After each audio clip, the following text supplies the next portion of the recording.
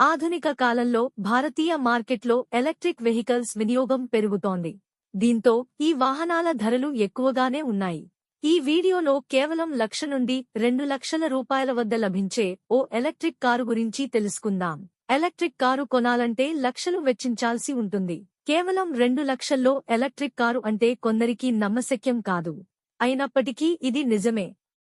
యకుజా company Karishma అనే micro electric కారును విడుదల చేసింది. ఈ చిన్న ఎలక్ట్రిక్ కారు 1,250 వాట్స్ ఎలక్ట్రిక్ మోటారును పొందుతుంది. ఈ మోటారు మీద కంపెనీ 1 సంవత్సరం వారంటీ అందిస్తుంది. కంపెనీ నిర్దేశించిన కాలంలో మోటారును ఏదైనా జరిగితే ఉచితంగా రీప్లేస్ చేసుకోవచ్చు. ఇందులో 60 వోల్ట్స్ బ్యాటరీ ఉంటుంది. దీనిని టైప్ 2 ఛార్జర్ ద్వారా 6 గంటల సమయంలో 100% ఛార్జ్ చేసుకుంటుంది.